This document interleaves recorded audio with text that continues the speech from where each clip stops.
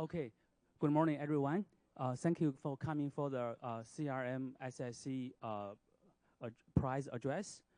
So the CRM-SSC prize in statistics recognize statistical scientists' excellence and accomplishment in research during the first 15 years after earning PhD degree. So it was awarded annually by the CRM and SSC jointly. So this year's winner is Alexandre Bouchard-Côté from UBC.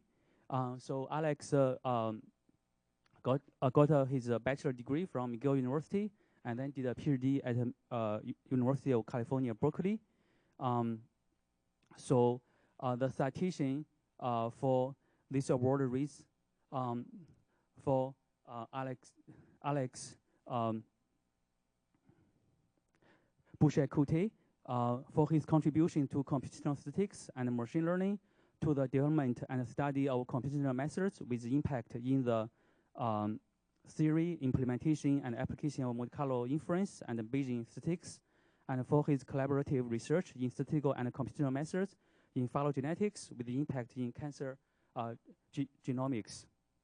So Alex has won quite a few very impressive awards, including the Twindy New Researcher Award from RMS, and also he won the Google Faculty Award and NIPS Best Student Paper Award.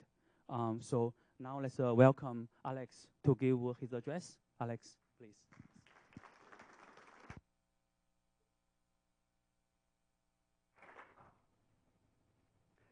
Testing. Yeah. Can you hear me on the back? Perfect. Thank you so much, Jigo, for the kind introduction. And it's very humbling to look at the list of previous prize winner.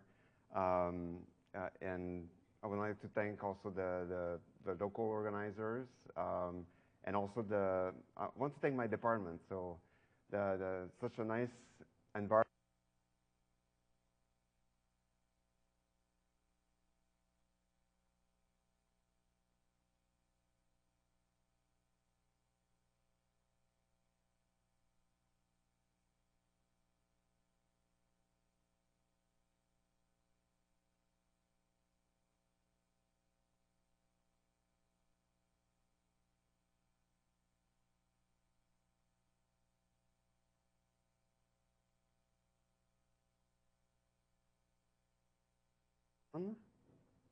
A test?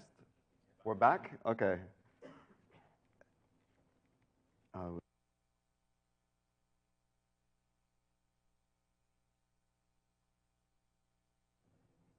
There's only a red light. So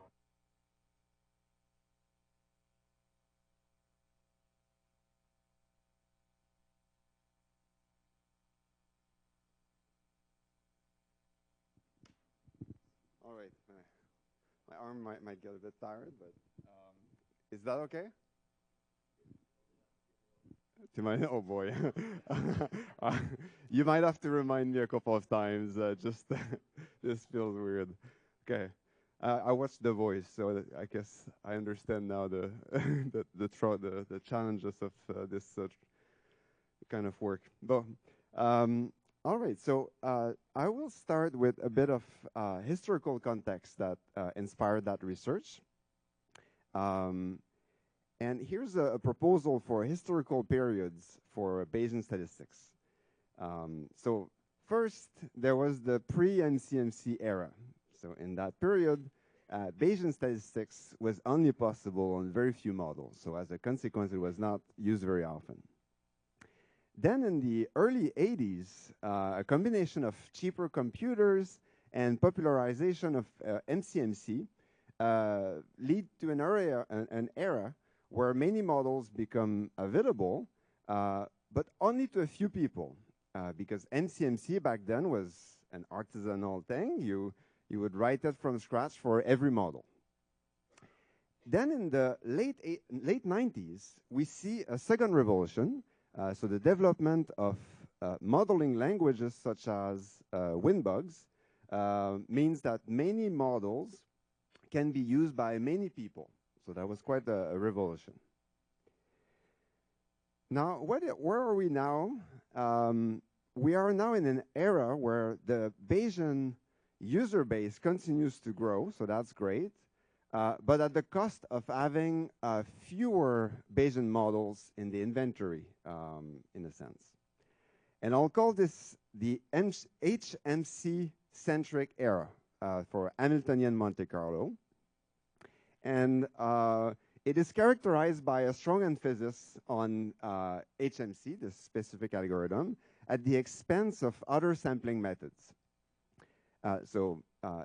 It's not just an impression. If you look at here Google Books Ngrams from 1980s to 2019, you see that there's a quantitative footprint where I show 3 sampling methods that I will be talking about today. And you see that there's kind of a big spike for Hamiltonian Monte Carlo in blue, and at the expense of the other method I'll talk about, parallel tempering and simulated tempering. And why is HMC so popular? At a high level, because it can be faster than alternative on certain problems. The intuition is that HMC relies on local information, namely the gradient, to determine where to go next. And as a result, it's very successful on well-behaved posterior distributions over Rn, where the local information is representative of the global structure of the problem. The flip side is that of this HMC-centric era or approach is that it has 2 blind spots, discrete latent variables and weak identification. I'll tell you more about it, but first, are these blind spots such a big deal? And the answer is yes. In my view, this can be a serious problem. It's a problem because these, in my opinion, these are the 2 cases that are precisely where Bayesian inference shines the most. And so as a result, I think there's a danger that modeling choices become determined by artificial limitation, almost ideologies, and how the computation should be done. So this is a bit of historical context that motivates this work. I want to talk a little bit more about the 2 blind spots that I just mentioned, because they really motivate the rest of this talk. So let's start with blind spot number 1. It can be described more precisely as statistical inference beyond vectors. And there are a lot of things beyond vectors. So I show 3 examples here. So networks, trees, and molecules. So 3 things that are close to my heart. And HMC is not a great fit for those problems. So you can sort of like coerce it into it, but it's often not the best choice. The second blind spot that I mentioned is weak identification. So roughly that means having non-trivial regions of the parameter space with near constant likelihood. So this leads to concentration on a submanifold on which HMC either catastrophically fails or is really expensive, depending on the metric. And the recurrent theme for today's presentation is that of challenging posterior distribution. So I want to start by showing a representative example derived from a real application in black hole imaging that we approximated using a software, Pigeons, I'll tell you more about soon. Just to give you a bit of a feel of the kind of posterior that have weak identification that motivate this work. I want to show this also because the MCMC literature tends to focus on multimodality, and we do see multimodality in practice. But in my experience, the most common feature that causes this computational difficulty is weak identification. Or you can have both. So in this picture here, you see that there's both concentration and some manifold, this kind of like ridge that I'll tell you more about, and the multimodality that we're familiar with. So this is some motivations. So now what I want to do is for each of these blind spots or that I just mentioned, I want to give you a more detailed example to make things concrete. So let me expand on my earlier statement about a situation where Bayesian methods particularly shine.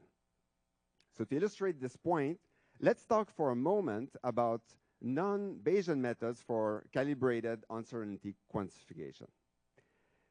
So the classical methods, they typically make the key assumption that the quantity that is being estimated is a vector. And the reason for this, so this assumption is made because it is the substrate for normal approximations. But as I just mentioned a few slides ago, there are many things that are not vectors. So we have to ask, what do we do when we want to estimate these objects? And more importantly, when we want uncertainty associated with these estimates. And this brings me to my favorite reason for doing Bayesian statistics. So it can provide uncertainty estimates beyond vectors. The reason for this is very simple. The notion of posterior distribution and credible sets are defined under very general conditions, well beyond vectors. To be concrete, so I'm showing here a visualization, nice visualization for a credible set over phylogenetic trees. Of course, you have to ask the question, are these credible sets useful? Are they calibrated in particular? And of course, it's complicated. But in some situations, yes, or at least approximately. So the philosophical justification is the following theorem. Bayesian credible sets over arbitrary space are calibrated when the model is well specified. In my opinion, this should be called a fundamental theorem of Bayesian statistics. Many textbooks don't even mention it, presumably because its assumption is never valid and its proof is trivial. But I think it's important because it guides a lot of thinking in current Bayesian workflows. For example, it explains why weak identification is more prevalent in the Bayesian literature because well specification is such a nice thing to have in that it's such a nice thing to have in the Bayesian framework that weak identification and its computational cost is sometimes a price that Bayesians are ready to pay. All right, so let me give a slightly more information on a concrete example of Bayesian inference beyond vectors. So Bayesian phylogenetic inference. So that's something that I've been doing for many years. And the data can be always kind of thought as a matrix where the rows are different organisms and the columns index the aligned genomes of these organisms. And the task here is to reconstruct a discrete tree where the leaves of the trees are the organisms in the data matrix, and the shape of the tree, so the edges, encode the ancestral relationships. So I've put organism in quotation mark here because the idea is more general than that. So the rows could be different species. So that's the first setup that Darwin looked at. But it could be different cancer cells. So that's what I work on in my applied work recently. And it could also be different human languages. So that's, in fact, fun fact, tree inference over language is actually what got me into phylogenetics and all that during my PhD. Now, an interesting aspect of phylogenetic inference is that there will always be uncertainty in tree reconstruction. There's some part of the past that are sort of lost forever, and we want to capture that uncertainty. And this could be with visualization like this, but it could be consensus methods. There are various tools that have been described. And the gold standard to do that is still MCMC algorithm over the space of phylogenetic tree. So that's a fascinating thing, the space of phylogenetic tree. And I show you a different visualization on the right. So it's a different object here where each point in this cloud here that you see is an individual hypothesized tree. And the edge between two means that a tree can be proposed by an MCMC algorithm from one to another. And efficient MCMC sampler on that space is still an important open problem in computational biology. So this is the first example, concrete example I want to discuss. The second example, I want to give you also something that's very simple to remind us that challenging posteriors can arise in surprisingly mundane setting. You don't need really fancy things. So this is my favorite example. So we're going to look at a Bayesian model where the likelihood is a binomial, but instead of having just one parameter p, we multiply two parameters p1 and p2, which are each have a uniform prior. And the task is to compute the posterior over p1 and p2 given y. Of course, you wouldn't do this, but this is sort of representative of some of these weakly identifiable model that exists in the wild. And when n is large, HMC works really poorly on this example. That's very interesting. So it is quite apparent from the trace plot on the left. So you see that HMC only visits this small chunk of the interval in the first 1,000 iteration. And the reason HMC fails is that the posterior concentrates on a ridge. Namely, it concentrates near all pairs P1 and P2 with a product close to the number of observed success divided by the number of trials. So that's what the true posterior look like in the middle when it's approximated using a method that I'll tell you more about today. So non-reversible parallel tampering. So that's one of the things I'll tell you about. And in contrast, you can see that HMC only visits a small region of the space in the first 1,000 iteration. Oh, you cannot see my mouse. Okay, so I shouldn't assume that. All right, so I will get to the meat of the presentation next. Maybe I'll do we have a lot of time. I've been told that coffee only get there at 9:50. So is that right? Then instead of just waiting for the end for a question, maybe I'll ask, are there questions about the motivation and stuff like that, more philosophical part of the talk before I go on? Any clarification? And I'll drink in the middle.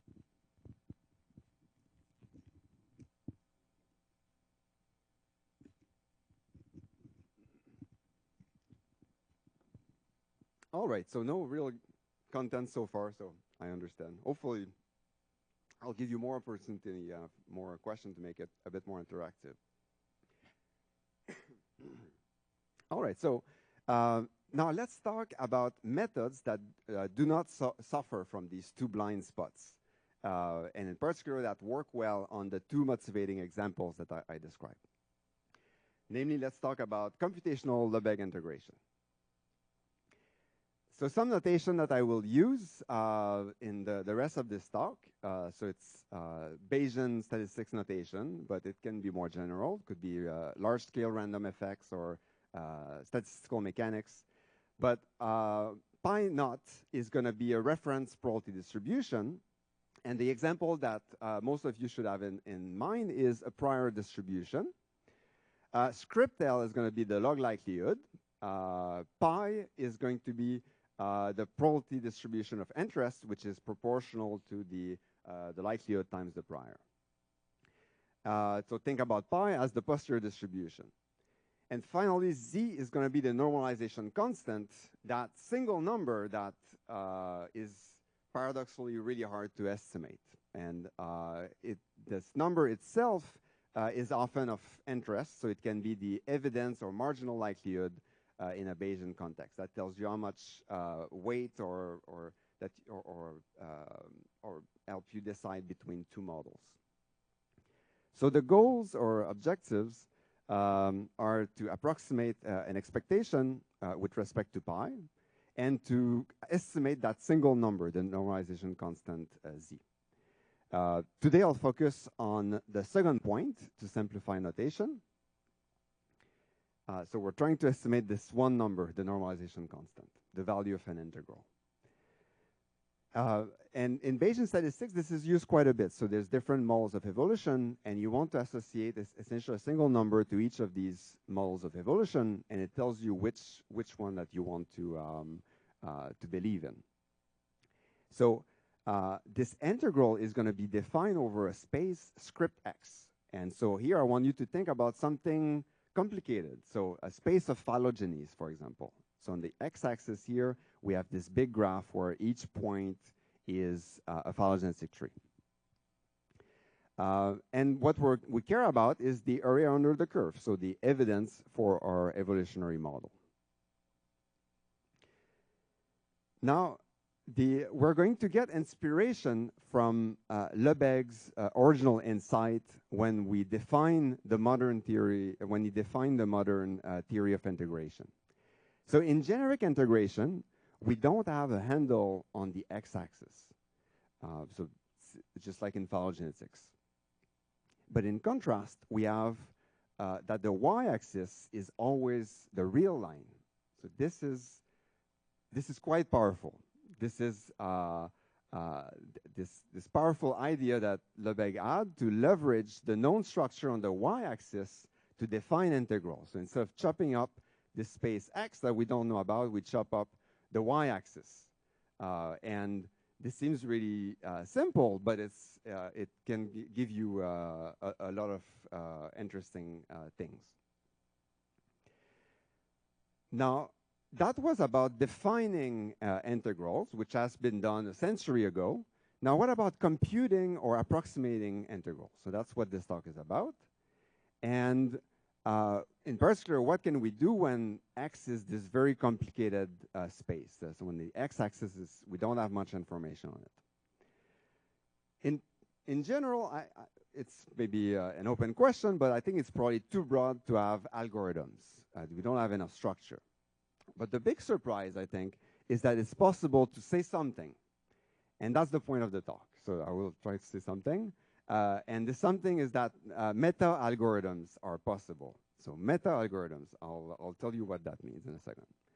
And I'll start by giving you a taster of what we can say in this generic setting. So how Lebesgue's y-axis perspective plays an important role in all of that on that work.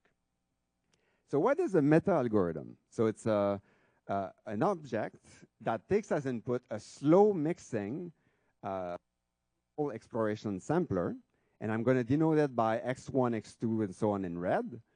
And the output is a new sampler, a new MCMC algorithm that hopefully is much faster mixing than the input sampler. So it's an algorithm that takes an algorithm as input.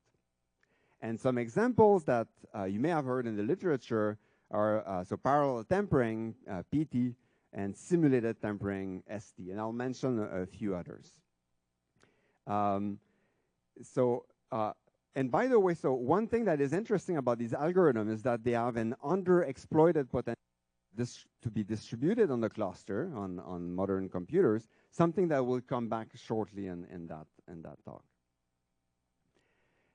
So one question that we can ask about these meta-algorithms is what are the conditions where the meta-algorithm is fast mixing without making structural assumption on the space x of the x-axis. And so that seems a bit ambitious, and but it very surprisingly there is some interesting thing to analyze. And here the idea is to do a bit what Lebesgue did, and we're going to look at a sequence of real number y1, y2, and kind of the only way that you can build it is to write yi to be the log likelihood evaluated at xi. Okay, so it's this random sequence of height in that graph. And the one route that we took to tackle this question is based on an empirical observation. So I will start with an illustrative example, so a Gibbs sampler on an Ising model. And on the top here, what I'm showing is that we have this Gibbs sampler. It gives you these xi's, and it mixes slowly. And I demonstrate this here with a sort of a worst case statistic H, which is the sum of the nodes. And we see that it mixes poorly. It takes a long time before jumping between two modes.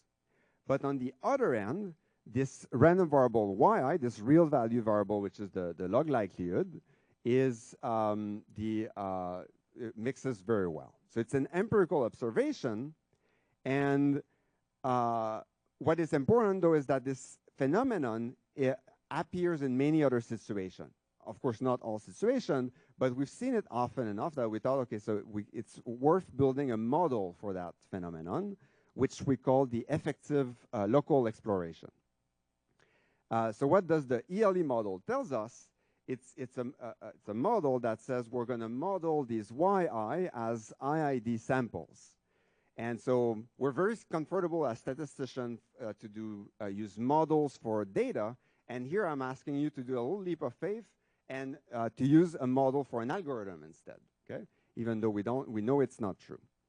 And clearly there are problems that fall outside of this regime. So they're Sharpie complete problems. So it's not always possible to do things. But when meta algorithms such as PT and ST mix well, ELE often seem to be approximately valid.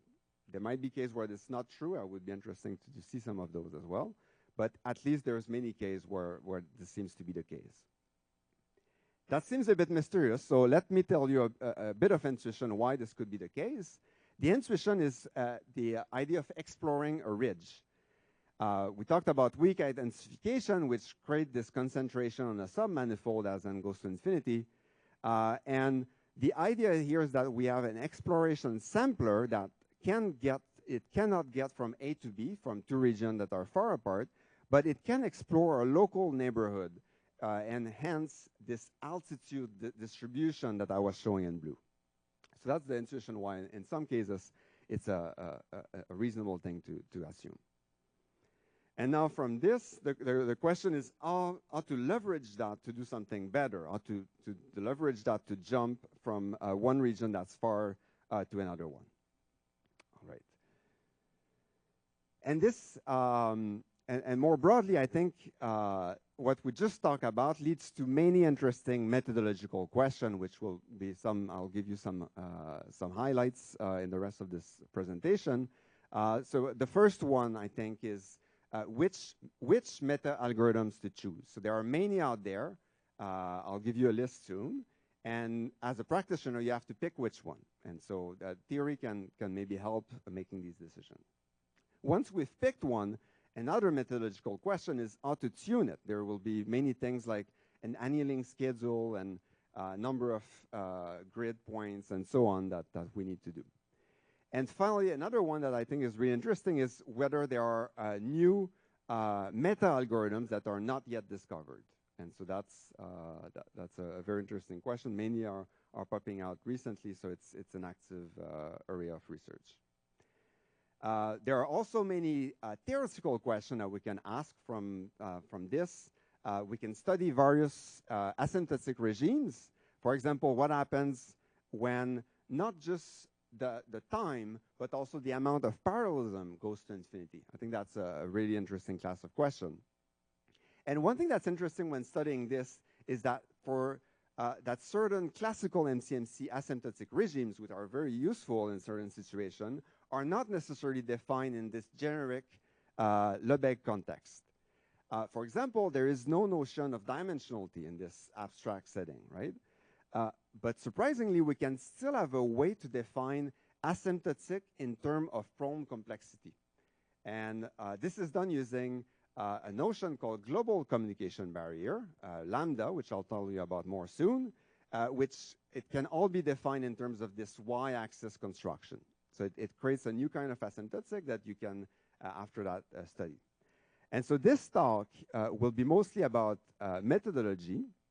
And if you're interested about the theory part, I want to highlight two talks that are coming up on this. Trevor is going to give a talk tomorrow at 1:30 in A2071. So you can hear more about this there. And we co-supervise a student, Nicola, who's also in the audience, who is giving a talk today at 3:45. So both are at room A2071. So if you're interested in the theory, go at these and you'll learn what this cool picture. If some of you did some complex analysis, you may wonder why there's a complex plane showing up. So surprisingly, it does show up. So I won't tell you more about this, just a teaser. Have a look at this. All right, so I'll make another pause here. Hopefully I get some questions now. It's 9:05, we still have plenty of time. So any questions so far on this, this setup? Yes?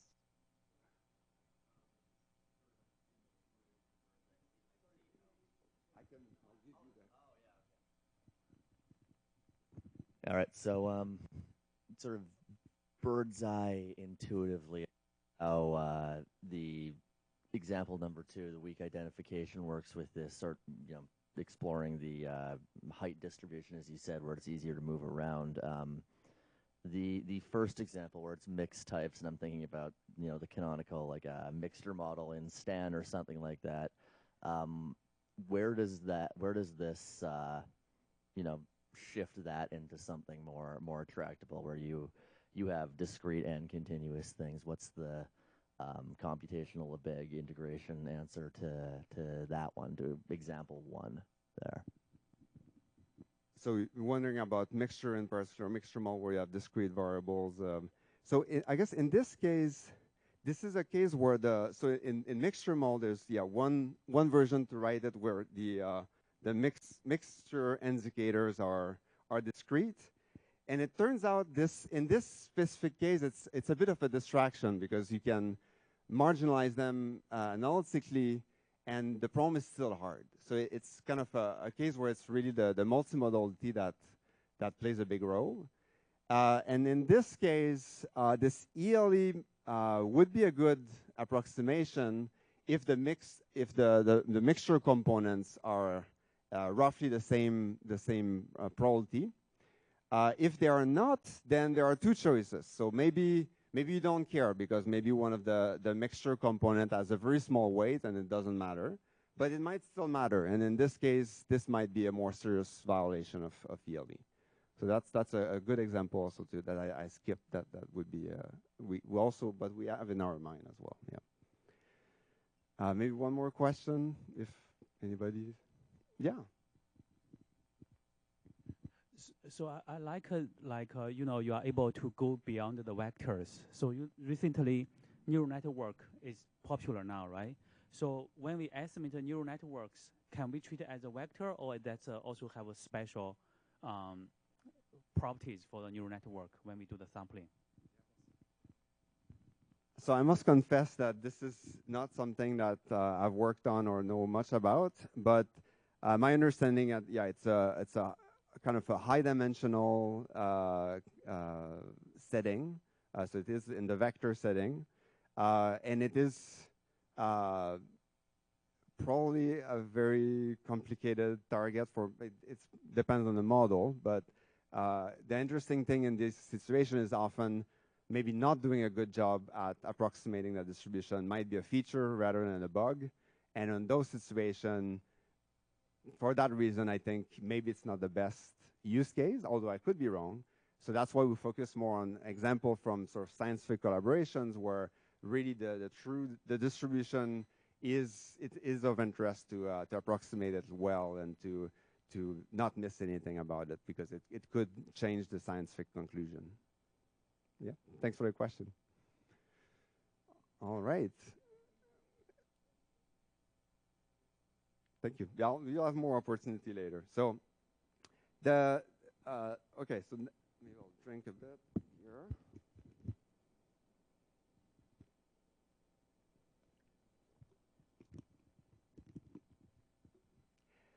Here, what I want to convey here is that this is not, the expression vaporware, kind of like you pitch something and it turns out to be a nothing burger. So there is something real here. There's an actual software. And so this is a collaboration with Trevor and our student Nicola, our student Miguel as well, who's not here this week. and my former students, Saf Said and Paul Teed at Harvard, and doing, yeah. So Pigeons is an easy-to-use software for Lebesgue integration. So it works on that level of generality. Just a note about terminology. So it can be interpreted as, why do we use the word pigeons? Well, it could be because, you know, yeah, there's two languages, so there's two answers to that. If you speak English, it could be this underrated bird with flocking behavior, and that evokes a little bit how non-reversible parallel tampering works. Mais en vérité, c'est le verbe piger. Hein, c'est dans le sens de tirer au sort. Le verbe tirer, première personne du pluriel, impératif présent. Donc, c'est un des rares cas où que la version française est plus courte que la version anglophone. Donc, c'est ça qui est derrière ce choix. And here's the kind of high-level user guide for this. It's quite simple. This is kind of incredible. You can write your model in your favorite language. So it could be in Stan, in Turing, in Blang, and so on. So for example, it could be a weakly identifiable model in Stan, or it could be a model over a combinatorial space defined in Blang, which is that modeling language we created for combinatorial spaces. And then there's one function essentially in that package called pigeon. So like let's draw at random, and you give it the target in some of these languages, and it gives you a posterior distribution. So let's see how it works with our weak identification example. Here's what the Stan code looks like. As I promised, I don't have to rewrite this in any specific language. I just take the Stan code as you would use it in Stan, and you feed it to pigeons. And so you don't need to learn a new language. Learning a new language, I personally like it, but it is painful. And so if you use a different language, you use Turing, it's the same story. If you write your own custom MCMC sampler that you spend a lot of time optimizing, as long as it can accept an annealing parameter, which I'll define soon, same story. It can just be input. And what it outputs, so you can, for example, use another command called report on it, and it will just pop up a website that gives you some visualization for the posterior, some diagnostics that I will tell you a bit more, and more information. And so even some movies, so you can see a bit in these pair plots, even if it's a high dimensional prom, you can visualize how the sampler is doing. So here, so recall that we said that HMC is quite stuck on that weak identification prom. So you can see it on the inlet inside at the top. And here I ran non-reversible parallel tampering with the same time budget. And we see that the sampler is much better at exploring the whole posterior distribution in this case. And so comparing apple to apple, here's Pigeon's trace plot below, and contrast it with HMC trace in the ansat above. So of course, if the problem is log concave and all nice, HMC will be great, and you don't need any of that heavy machinery. But as soon as you hit like one of these weakly identifiable example, think about using that software to work around HMC's limitations. So this is what was the first motivation for this work. But the second motivation for Pigeons was that, I mentioned it briefly earlier, so Lebesgue meta-algorithms have this underexploited potential for distributed computing. And when we built Pigeons from the ground up, basically, we wanted to be able to leverage that. And so this is designed to be as simple as possible to use on the cluster, not just on your laptop. So you can use on your laptop, but if you want to move to the cluster later, you'll have to do sort of a one-time setup for the clusters, but there's some preset available. If you use Compute Canada, it knows like how to find the MPI settings. And then you use the same command, but you specify how many CPUs you want. And that's really nice. You can have 1,000 CPUs, and This will make things faster, as you can imagine. Pigeon will take care of submitting the MPI jobs, the inter-process communication, and so on. Your code does not need to know about MPI. You do not need to know about MPI. It doesn't say what it is. It's some way for computers to communicate on the cluster. But moreover, no matter how many MPI or threads, MPI processes or thread that you give, you'll obtain the exact same realization for any given seed. So it's a property that's surprisingly hard to achieve, but it's a property that's really useful to establish correctness and reproducibility. So here's a little demo. So it's a 1 million dimensional target with 1,000 chains, so 1,000 sort of replicates at different annealing parameters. So that gives you a 1 billion dimensional NCMC.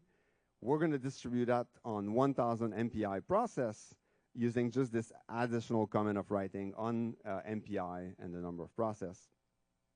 And what we see is, so we don't get a 1,000 speed up, we get a 700 speed up, so that's still pretty good. And so we can do this calculation in 10 seconds, where with a single CPU would take over 2 hours. So it means that certain tasks that you would have to send to the cluster and forget about and have a lot of cognitive load to restart doing the analysis, now you can do sort of interactive data analysis. So in some cases, it can really speed up the model development process. And how is this possible? And here I'm going to connect back with the first part of the talk. So there's a certain magic of distributed parallel tempering and a lot of these meta algorithms.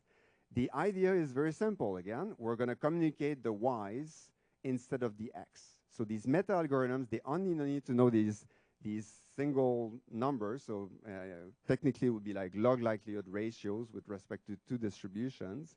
And so this means that the network communication cost does not grow with the complexity of the problem. So this is a simple but powerful idea that allowed us to write this distributed code at the level of generality of Lebesgue integrals. And so far I've shown it on a toy problem. I want to also briefly mention that we did apply that machinery to real problems. So I mentioned briefly the black hole example at the very beginning. Another one is that I want to highlight is Sitka. So it's a project we did with the BC Cancer Agency. So this is my student Sorab Salihu, who was the leader on this.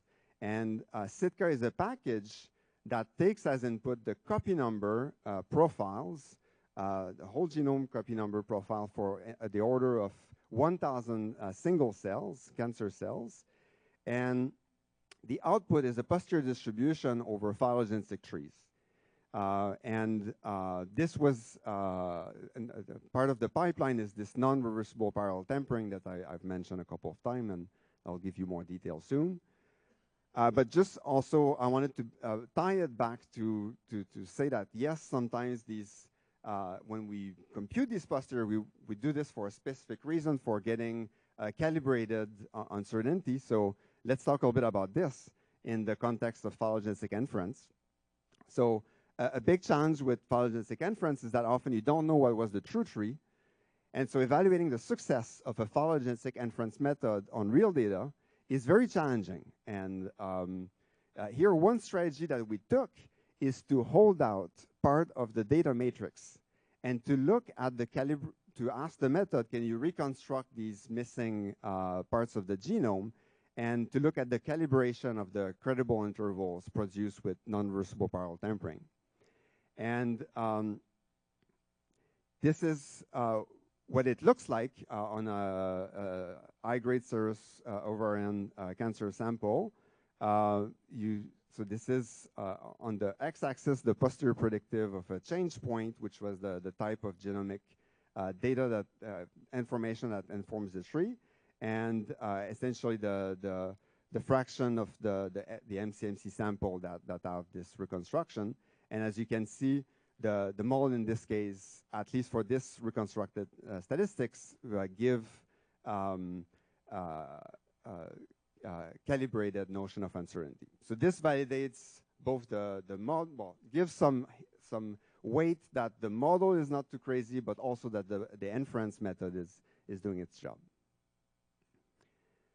All right, so I do have a bit of more time, so now I can, I'll give you some, a taster of some of the building block, methodological building block that are used to compute Lebesgue integrals. So the first building block often is a path of distribution. By this, I mean that we complement the distribution of interest pi1 with a reference distribution pi0. For example, recall that pi0 could be the prior distribution, but it doesn't have to. But it could also, for example, it could be artificial or even fitted. It could be a variational distribution in the machine learning terminology. So it's without loss of generality, essentially, that you can have these two distributions. And moreover, we're going to make the key assumption that we can sample IID from pi0. And so again, if you cannot sample from the prior, maybe you can sample from a variational distribution that you design. Now, often these two distributions are quite far from each other, pi0 and pi1. So we will need algorithms that interpolate between them using a continuum or path of distributions. And the most frequent choice is the annealing path, where the log likelihood is multiplied by an annealing parameter beta from 0 to 1. But I will mention alternative soon too. But this is the most common choice, that you have this beta that controls where are you in this interpolation between prior and posterior. Now, in practice, many of these meta algorithms that I described, they work not on the continuum directly, but on a discretization of n intermediate distributions. So this is what discretization might look like. So big N will be the number of discretization points, so intermediate distributions. And this is for a Bayesian ODE model, estimation of the parameters. So there's several parameters. I'm showing a marginal here of what these intermediate distribution look like. So you can see here that so we use a discretization, but it is still useful to think about this path of distribution because in practice, adaptive discretization is critical. And so you need to consider the full continuum to change these discretization points as you go. Now I'm going to make a little pause here and do what we could talk a Lebesgue compatibility check. And what I mean by this is to check if the building blocks that we've introduced so far, they are indeed generic tools for Lebesgue integration or not. And here, the answer turns out to be very simple. So since this beta between 0 and 1 multiplies the output of the log likelihood function, it does not need to know about x. Interestingly, that's the first statistical use of annealing was in a non-Euclidean setup, namely a pedigree inference. So this kind of dates to a long time in the past. But I do invite you to, next time you read or you write a Monte Carlo or variational paper, I think it's an interesting exercise to think about that, to think about the level of generality, if it's defined for any integral or if it's defined in RD or some other restricted setup. So I won't do this for every other slide, but keep that in mind. Think, okay, yeah, indeed, this is, everything I talk about will be generic.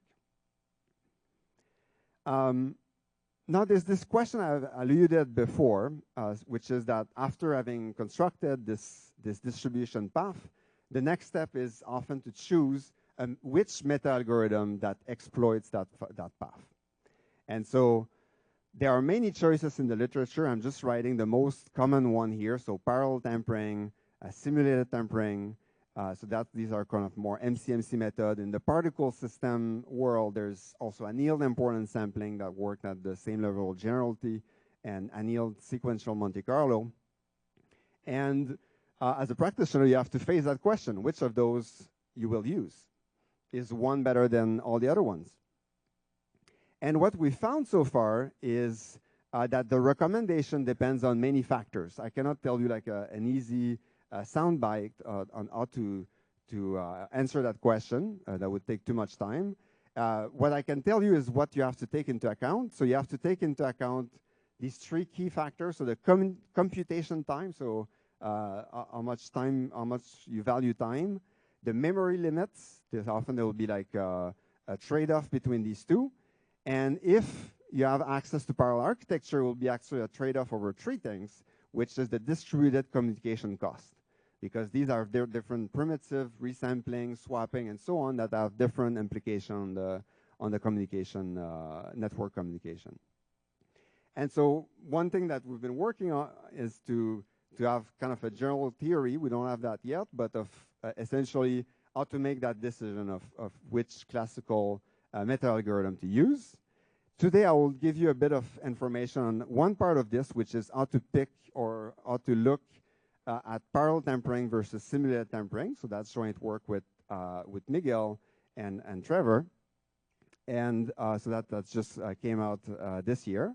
And we also have a paper in preparation with Saf and Kevin, two of my students, former students, that look at this question for parallel tempering versus SMC, sequential Monte Carlo versus AIS. So you should see an archive in the next few weeks on this.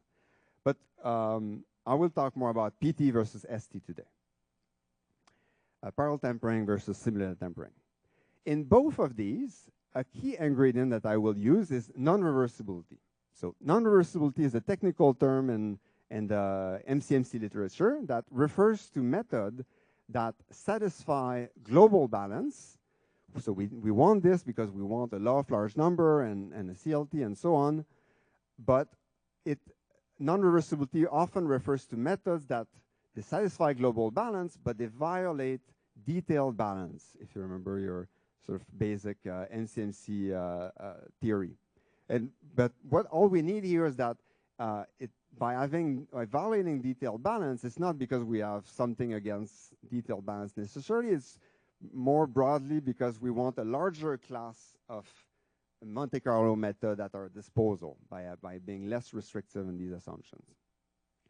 And it's the way to achieve this is typically accomplished through a notion of momentum that appears in non-reversible systems. Now let's talk a little bit about this Lebesgue perspective. So if the state space is RD, there are many non-reversible methods that are available because that's kind of the natural place. You think about like a physical space, and then the momentum is a very physical thing that you can talk about. HMC is the best example. That's kind of the motivation behind it. And so there's lots of work that look at this setup. But this is a bit unsatisfying if you work on a very complicated space, like the space of phylogenetic trees, or something even weirder, something discrete or so on. In some cases, you might be able to define a notion of momentum, but not in a generic sort of way. And there's an alternative, which is generic, which is to define the momentum on the path of distribution. So again, this beta, no matter what x is a number between 0 and 1. And so you can think about momentum in this one-dimensional space. And that's a very useful building block. And the first case of this idea was this paper by Okabe et al. That sort of discovered as like an algorithmic trick. And it turns out that it gives more than just an algorithmic trick. It can give quite a big speed up in practice. And so here I'm showing here a visualization of the execution of parallel tempering and simulated tempering algorithms, which are two algorithms that we're going to look in this non-reversible fashion. So very briefly, so parallel tempering is what you can hear in Trevor and Nicola's talk, is the situation where you force at each iteration to have, for each of these discrete interpolation, we force one MCMC to occupy each of those. And so the way they communicate is with swaps. In simulated tempering, which I'll talk more today, we have only one of those copy that occupies one of these temperature and sort of explore that augmented space of annealing parameters or temperature and the state space. And so when we started this project, so we did the non-reversible simulated tempering project after the non-reversible parallel tempering.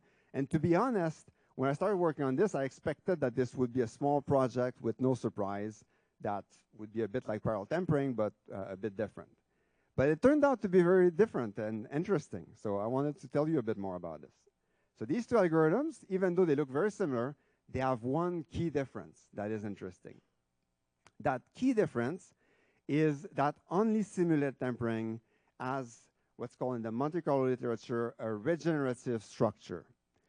So roughly a point where you forget about your past.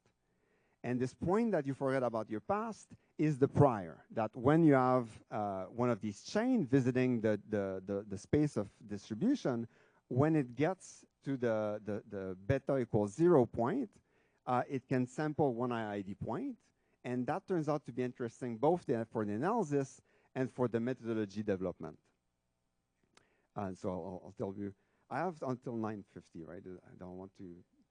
Perfect. Okay, thank you. So this will be the last big parts, the simulated tempering thing. So I will give you a bit of notation. So built around this idea that the prior beta equals 0 is special, we're going to define a notion of tour, which is a chunk that starts at beta equals 0 and ends at beta equals 0 and visit any other state in between. So this is one of the tour. The dotted lines separate them, okay?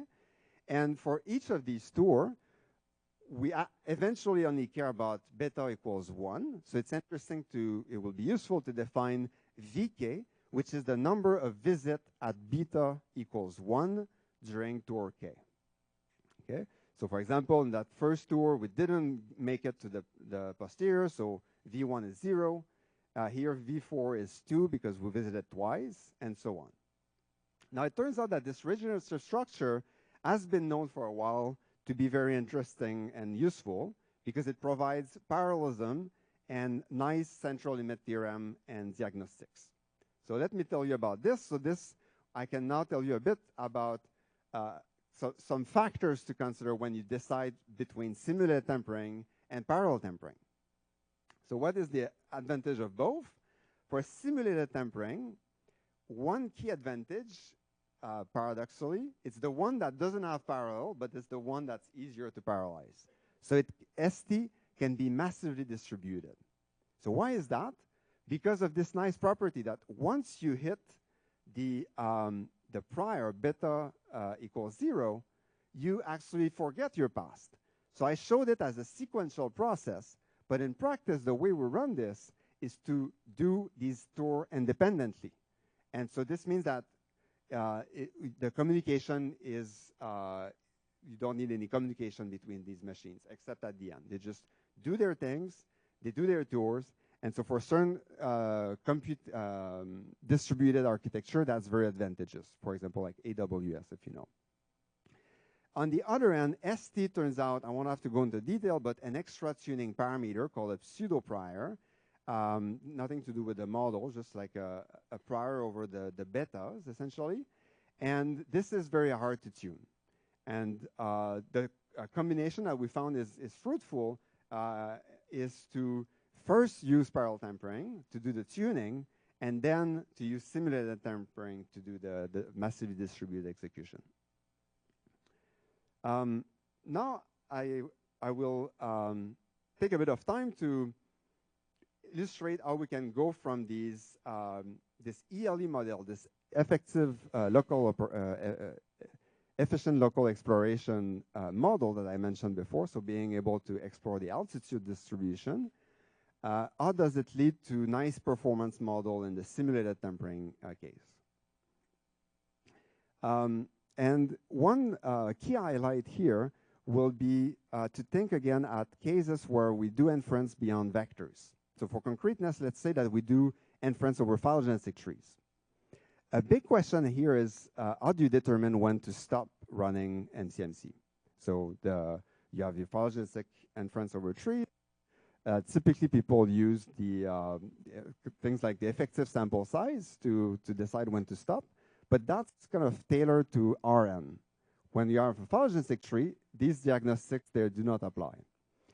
And here we'll see a diagnostic that do not rely on you sort of giving real value test function upfront. And the goal here is to do Monte Carlo standard error. So we seek guarantees of the form that the Monte Carlo error is small, meaning that the probability that your estimate, so here the Monte Carlo estimator based on big K tours, is within delta of the true value with probability at least alpha. All right, so that will be our stopping criterion. So we want a diagnostic that's based on a theorem, not just like n waving. And so the theorem that will sort of be under this diagnostic that I will tell you about is the following. So for any simulated tempering algorithm, no matter if it's defined over trees or whatever, as long as you have an IID sampler pi naught, and that the second moment of this V, so the number of visits to beta 1 in a tour is finite, then if the number of tours is large enough, meaning that it's K is greater than 4 over a diagnostic called tour effectiveness that I show here, times a problem-dependent criterion, then as long as we have this, then we have this guarantee that the Monte Carlo error is small.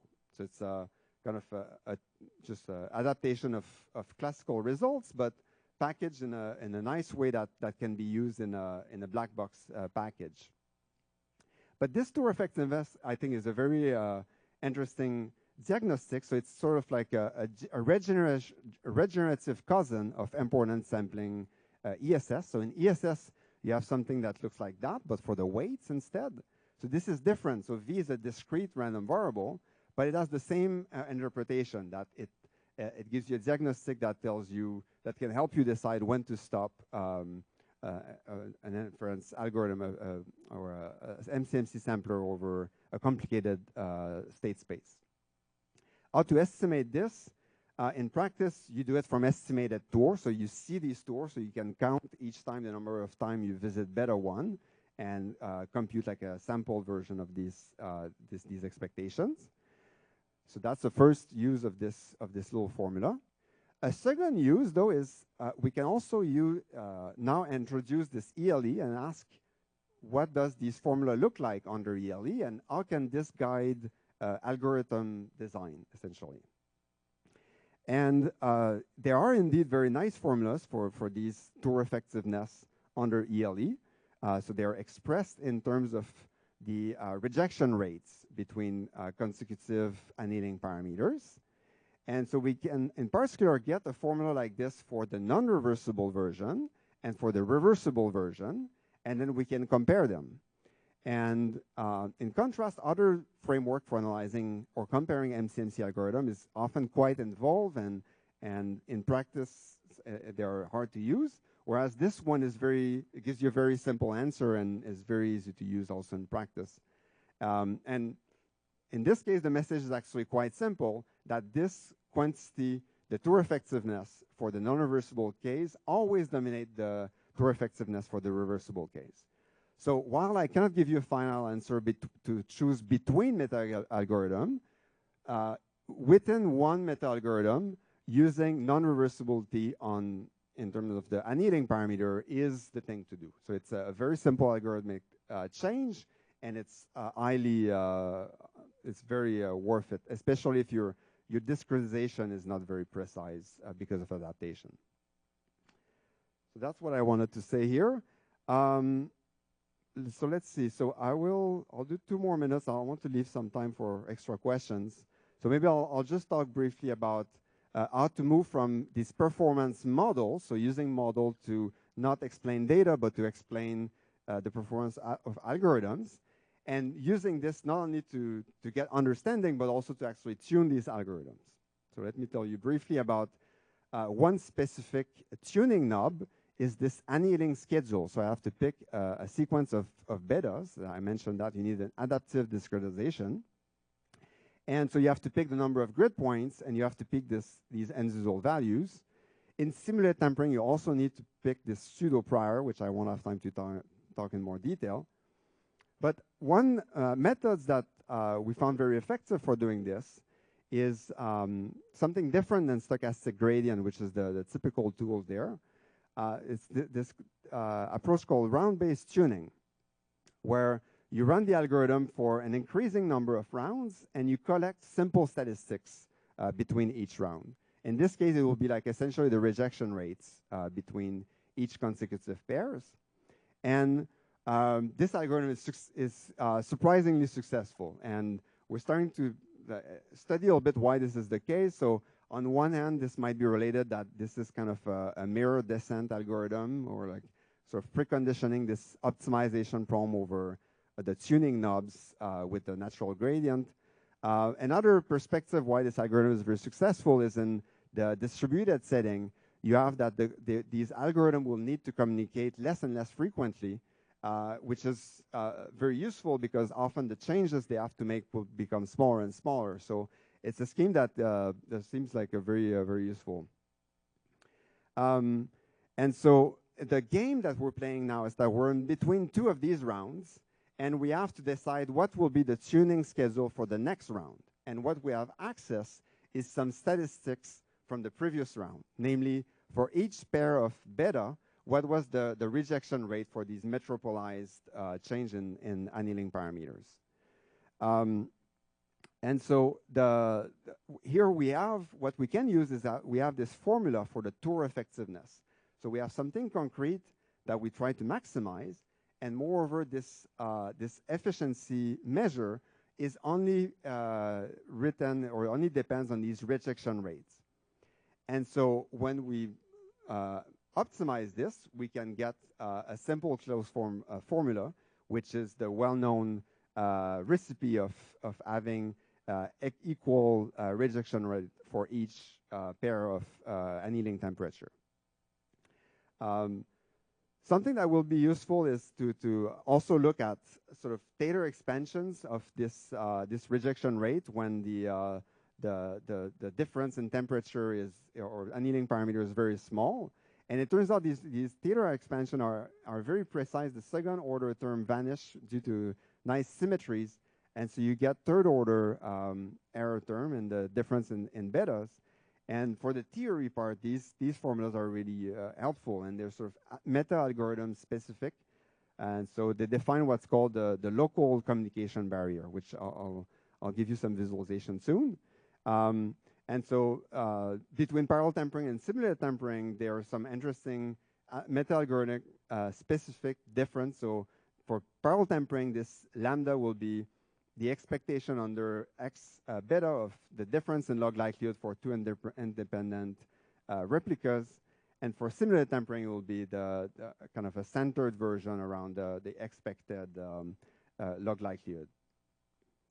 So just to give like this last little visualization, so what we do in practice is very simple. So we start with an initial schedule, beta I. We run simulated tempering for n iteration.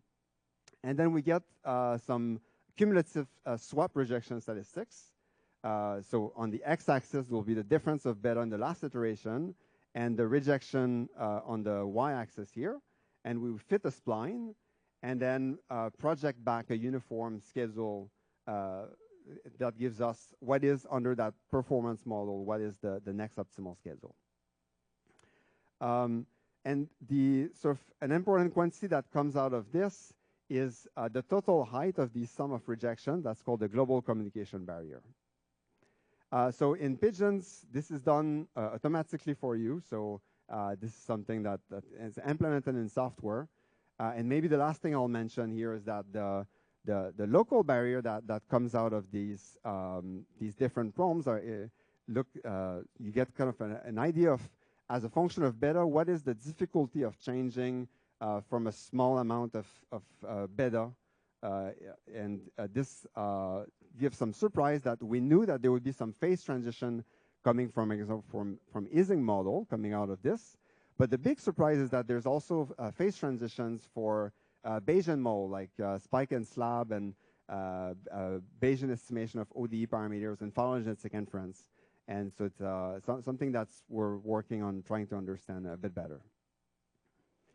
Okay, so I don't want to go over the last, so I will maybe, yeah, I'll leave time for questions. So I guess some open prompts. So maybe, yeah, so I'll just mention, so we're looking for more challenging posterior distribution. So if you have a posterior distribution that you care about and that you would be curious to see if it looks different and for with these kind of methods, please get in touch. We're building a website that's sort of like is a museum of these hard posterior distributions, and we're planning to submit a joint resource paper. So get in touch if you have some stand string or custom code that has a hard posterior distribution.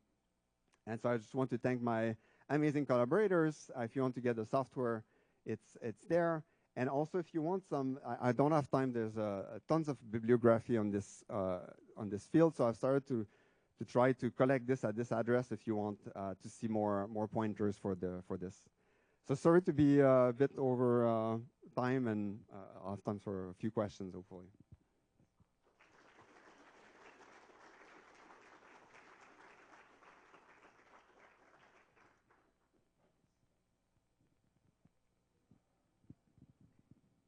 So please keep the questions a little bit brief, so we can have more questions to ask. Okay. Thank you, Alex, for excellent talk. As part of the intuition before introducing the parallel tempering, you describe pigeons as a meta algorithm. So we take a MCMC kernel that may mix weakly and then produce a kernel that mixes a bit better. So is it possible to repeat this project? Or for, roughly speaking, if you call pigeons on pigeons, will you make the mixing a bit better, or would that be just equivalent to increasing the number of threads? Yeah, that's a good question. So I guess first give a bit more details on this. So the way Pigeon works is that it has if you think it's a bit like a puppeteer. So it might have like these different processes that each process thinks that it's by itself, and the only sort of communication they have to have with pigeons is that pigeons tells it, okay, now you have this annealing parameter, and explore a little bit, and then give me your log likelihood, and sort of pigeons will take care of the rest. So kind of naively, because pigeon doesn't take as input like an annealing parameter, I guess as is the answer is no. But I agree that sort of like combinations of there's kind of the two big worlds in this meta algorithm space. So there's the particle system world and there's the MCMC world. And there are some ways to combine them. And I'm not sure if they're a great fit, but it's something that would be worth exploring to see if, especially looking at these trade-off more precisely of communication and memory and so on, and find if there would be novel combination that fill some gaps that are not there, that are not filled yet. So yeah, thanks for the question. Any other questions? Okay. I have one question. So you mentioned that one thing to mix well is to communicate Y, not X. So can you elaborate how can we communicate Y? Well, that's the good news. It's extremely simple in the sense that it is guaranteed to be just a number. So I guess to give a bit more detail will be each of those steps, they involve only two distributions, so pi beta and pi beta prime. And so you can consider basically the Radon-Nikodym derivative between these two, so the log likelihood ratio essentially, and that's a number. And that's all they have to communicate. So even if it's over an infinite dimensional space or over combinatorial space, it doesn't matter. It's always this kind of simple real number that they use to talk to each other. Great, thank you. Yes. Any other questions? Yes. Oh, Trevor.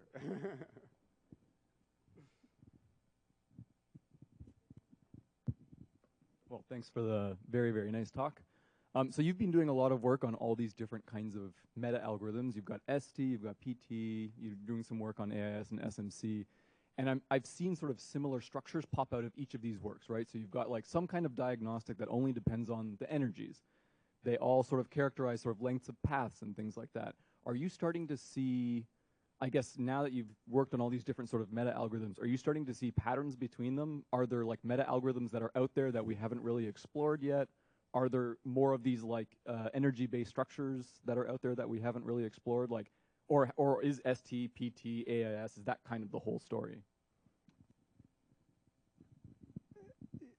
Yeah, so yeah, I guess in terms of like connection, I think the tour effectiveness is a great example that looks a lot like the ESS in AIS, for example.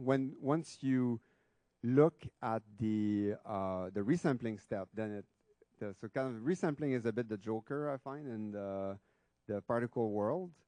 And then you have to look at the particle genealogy, which I guess there's some work there that parallels a bit where you model it as like a coalescent, which is done under like similar sort of ELE type assumptions. So, but that's more on the theory side.